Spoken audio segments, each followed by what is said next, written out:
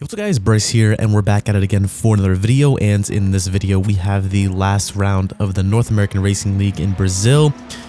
This is the last round, like I just said, and this race was pretty crazy. It was the final round and I was finally able to get in a decent qualifying time, as the last couple races either had a qualifying ban or I just didn't put in a lap at all due to going off track, which was pretty unfortunate, or just didn't really have a good time. So qualifying here in Brazil was pretty good for me compared to all the other races. I think I qualified in P7 or 8, honestly not 100% sure.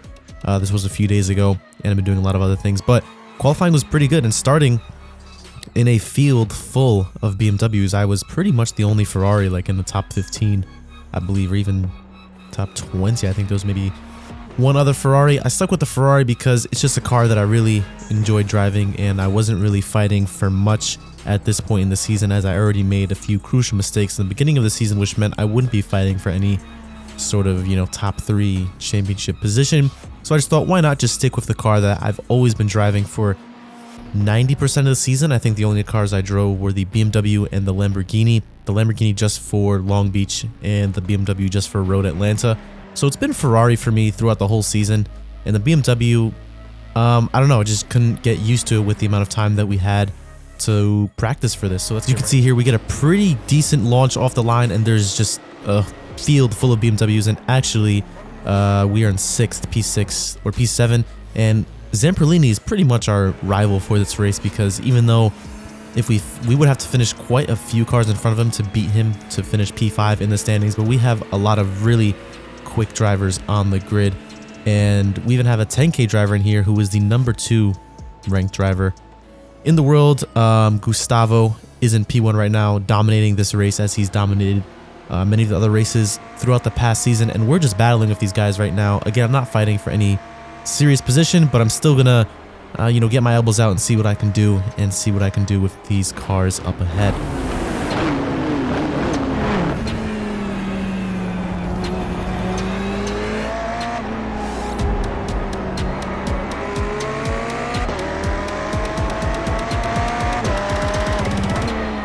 I'm not quite sure how much of a disadvantage I was at due to me driving the Ferrari. Not saying that that was, the reason why I finished where I was, but I'm just curious to see if I was able to get to grips with the BMW, how much quicker it could be. But I felt pretty comfortable in the Ferrari. It has really good straight line speed. It's just an overall balanced car, but the BMW is a monster over curbs, and it's just a really, really quick car in general. The BMW definitely is up there with just this season, just the way the BOP has just been dominant this whole season. It's been a lot of BMWs. So let's ride on board with Zamperlini here, and this is probably the lap that pretty much cost me, I would say, the whole race, and the biggest mistake I made throughout this whole race. And wasn't really a crazy mistake, but just a little error in miscalculation of my thinking, and it just caused me to really fall behind a lot. We're riding along Zamperlini here, and this is where he was able to go side by side with me. You can see I'm just battling, going side by side with all of these BMWs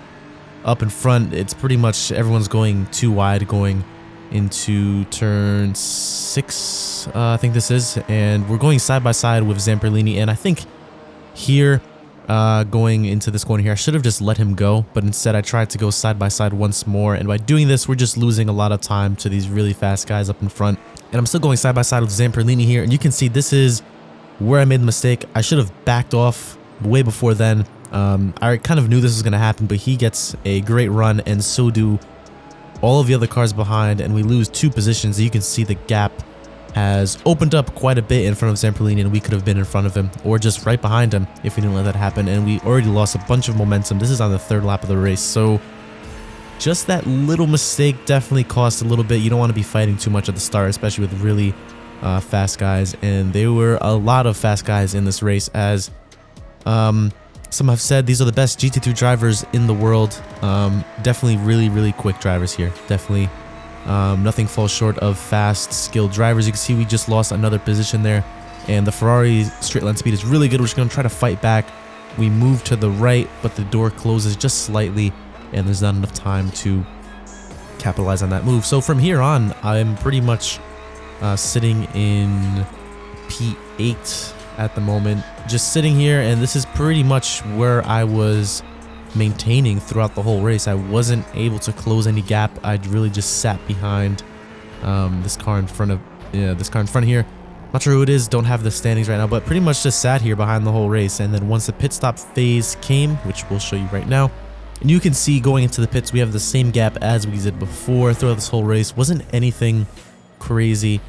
And we're going to go into the pits. Coming out the pits, it wasn't the best, honestly. I felt that I had a little bit of wheel spin, and the car in front that we were just right behind pulled away quite a lot, and there was like a 2-second gap in front coming out the pits, whereas when we went in, it was like half a second. So definitely needed to work on that, and you can see the gap in front is already opened up pretty big. And we just sat here for the whole rest of the race, so whole 50 minutes. Wasn't too bad, but I definitely felt pretty comfortable. Definitely was the maximum that I could do.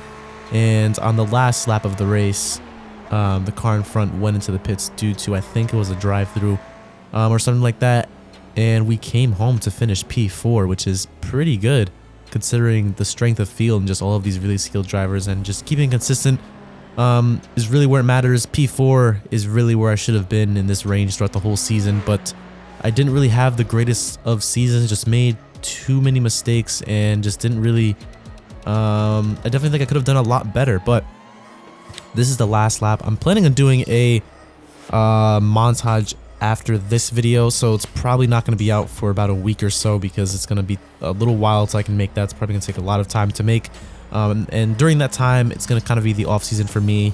I am actually going to be doing a Indy 500 race in the meantime. I'm taking a break from GT3s. GT3s are awesome, but I definitely got a little bit burnt out of them. Got a little bit of burnt out of driving these cars, especially with fixed setups. You can't really do anything to them. You're kind of just driving around trying to get the maximum out of the car, but any sort of, you know, feeling you get in the car, understeer, oversteer, you want this, you want that, you can't really do anything about it except change your driving style.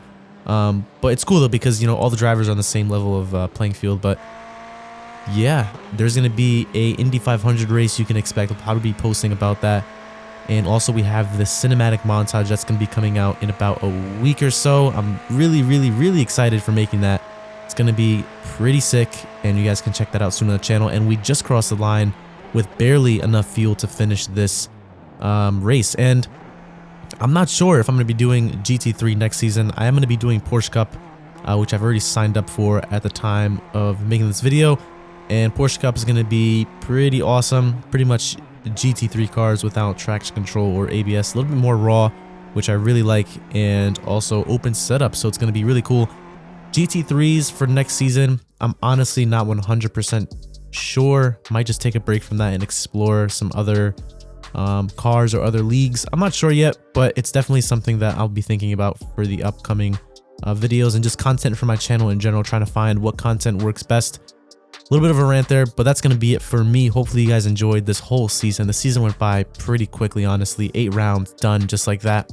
Only a week apart, only had 1 week off. No, actually no weeks off. Just 8 weeks of straight racing. Pretty awesome. If you haven't seen season 1 was definitely better from my side, I think, compared to season 2. I was runner-up in season 1, chasing down what's his name, Pedro de Oliveira. A really awesome season in season 2, actually, but that was my first season. So you can check that out in my playlist. You can check out the other seasons, and this is going to wrap up season 3 of the North American Racing League. Season 4 is going to be in a couple months, and then we have Porsche Cup right after this and Indy 500. That's going to be it for me. Hopefully you guys enjoy. Hopefully I'll see you guys in the North American Racing League pretty soon, or in some other GT3 cars. Obviously going to be doing officials and all that type of stuff that I love doing in the off season. But I'll see you in the next one. Bye-bye.